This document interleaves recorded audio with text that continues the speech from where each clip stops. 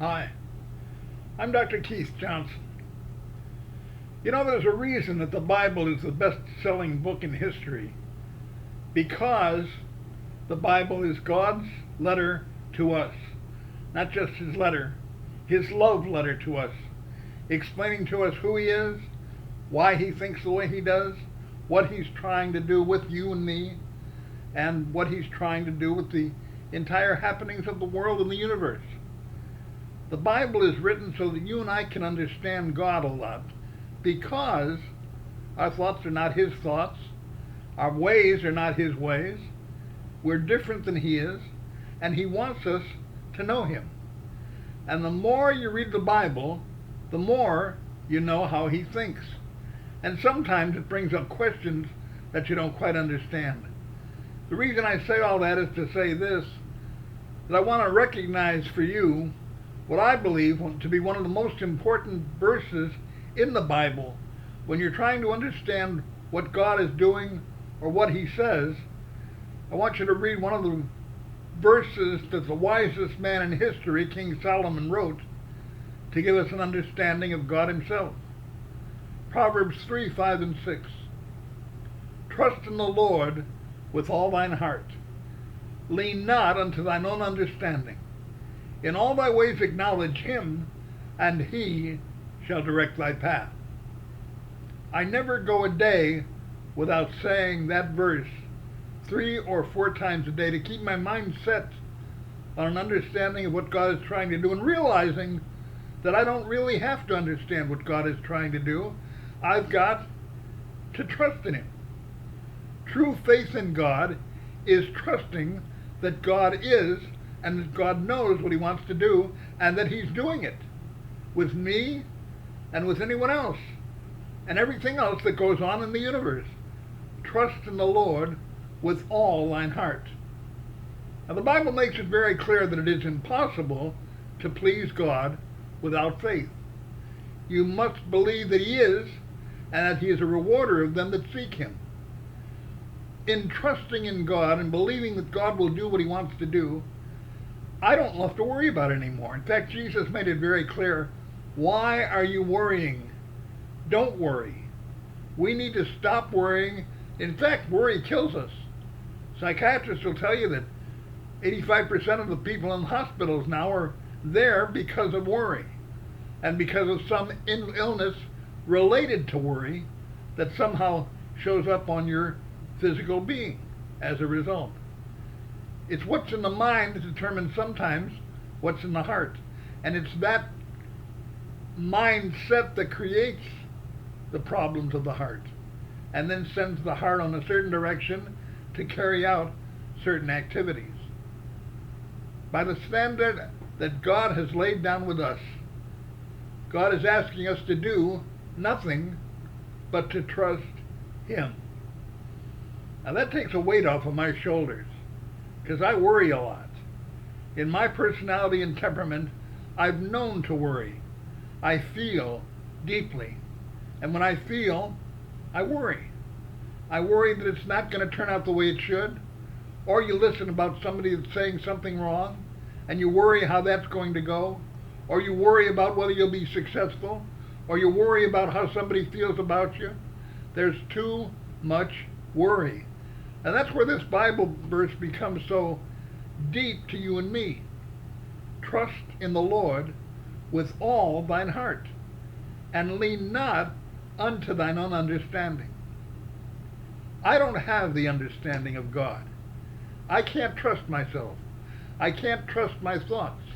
Our thoughts can go in all sorts of directions. We have all sorts of imaginations. We have all kinds of ideas as to why we act the way we do, and why we are the way we are. Some of it we learn from other people. Some of it we learn from our parents. Some of it we've learned from ourselves. Most of us don't understand ourselves. And most of us trick ourselves into doing what we think we want to do according to our ego. That's why the Bible is so distinct and correct in making this admonition. Trust in the Lord with all thine heart. Lean not unto thine own understanding. In all thy ways acknowledge him, and he shall direct our path. Now, God promises to direct our path if we trust in him and believe in what he's saying. Most of us don't know what he's saying because we don't take time to read the Bible and see what he has to say to us. We don't take enough time to listen when God is trying to speak to us and make some kind of suggestion.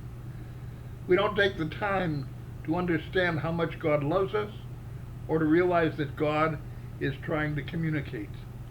And that's why we trust in God instead of ourselves. We trust in what God can do and what God says to do, and we obey accordingly to what he wants us to accomplish. And he's very direct. The Ten Commandments tell you how God thinks. The first 4 talk to you about your relationship with him. And the next 6 talk about your relationship with other people and how you should act. And most of these things we have already written in our minds and hearts because God has placed them there to clarify our own direction. We know we're supposed to put God first. We know we're supposed to obey our parents, to honor your parents. We understand that we're not supposed to steal, that we're not supposed to lie, that we're not supposed to kill. These are things that are directly placed in our heart that give us the guidance and direction to tell us what we're trying to accomplish.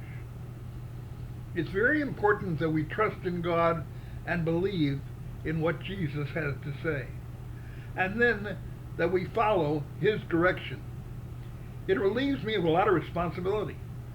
I goof things up. I say things wrong. I want things for myself. I egocentrically seek out to be where I am or who I am and to get everything that I can muster under. I want to own things. I want to keep things. I want to have lots of money. That's not the way God thinks. He's not concerned about our belongings. He's not concerned about our ego.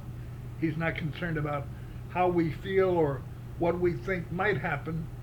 He's interested in our trust and our love. Let me repeat it again. Trust in the Lord with all thine heart. You don't have any room for worrying about something else. You don't have any time to do something wrong. You're supposed to be trusting in God to take care of you and to do what he needs to do with your life and with the lives of others. Trust in the Lord with all thine heart. Lean not unto thine own understanding. In all thy ways acknowledge him, and he shall direct thy path. As long as I acknowledge God in everything that's going on, as long as I put Jesus first and make him top level in my life, he promises that everything will come out the way it's supposed to, and he will direct our path.